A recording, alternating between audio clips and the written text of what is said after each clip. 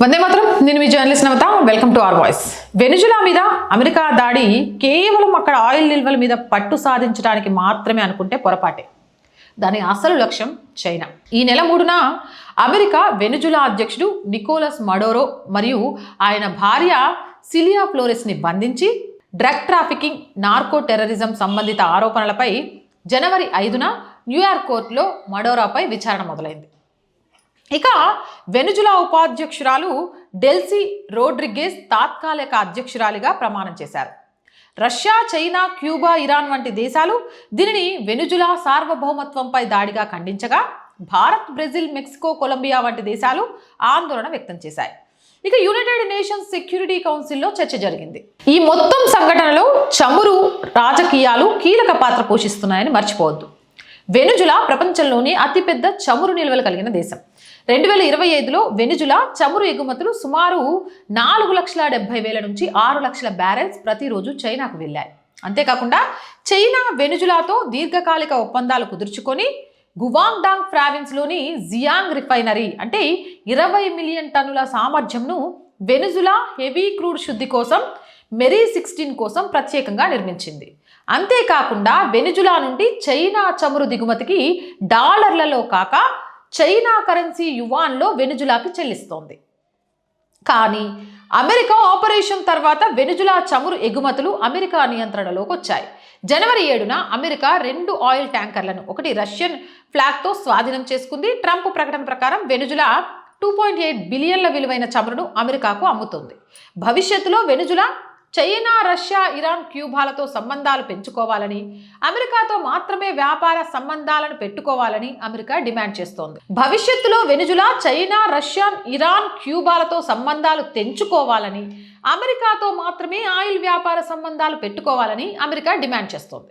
ఇది China heavy crude దిగుమతులను ప్రభావితం చేయడమే కాకుండా తాను $1 బిలియన్ ఖర్చు చేసి నిర్మించిన జియాంగ్ ప్లాంట్కి క్రూడ్ సరఫరా సమస్యలను ఎదుర్కొంటోంది. ఈ పరిణామాలు ప్రపంచ చమురు మార్కెట్ని మార్చవచ్చు. అమెరికా వెనిజులా చమురును తన రిఫైనరీలకు మళ్లిస్తూ చైనాకు సరఫరా పరిమితం చేయొచ్చు.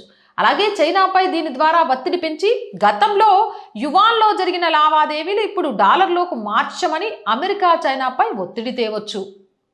ఈ ఇబ్బందులు తప్పించుకుందికి చైనా, ఇరాన్, రష్యా వంటి ఇతర దేశాల నుంచి ఆయిల్ సరఫరా పెంచుకునే ప్రయత్నం చేస్తుంది. వెనిజులాలో $1 బిలియన్ పెట్టుబడి పెట్టిన చైనాకు ఇది గట్టి పరీక్ష.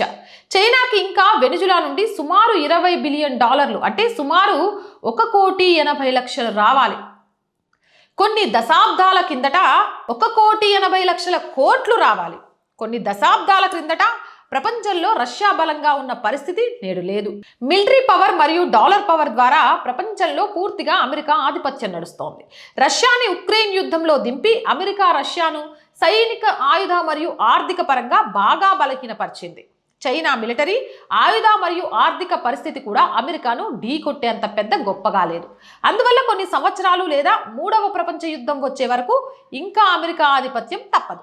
ఒకవేళ చైనాకు కానీ రష్యాకు కానీ ఓపిక నశించి గట్టి చర్యలకు దిగితే ప్రపంచ యుద్ధం తప్పదు. ప్రస్తుత పరిస్థితుల్లో భారత్కి కూడా కత్తి మీద సామే. అమెరికాని ఒంటరిగా ఎదిరించి నిలవలేదు. గతంలో లాగా మద్దతు ఇచ్చే పరిస్థితుల్లో రష్యా లేదు.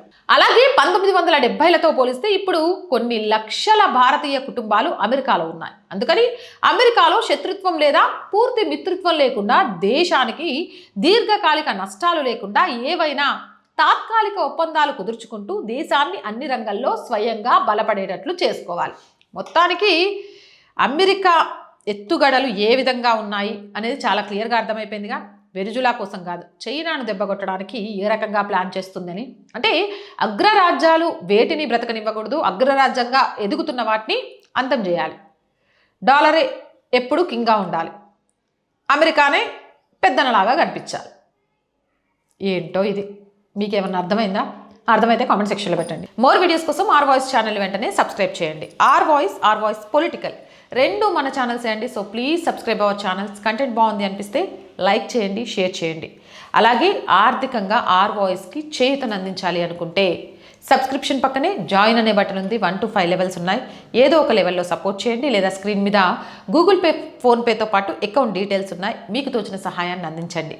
వ్యాపార ప్రకటనల కోసం 8328 500 576 నెంబర్ని సంప్రదించండి. జై హింద్, జై భారత్.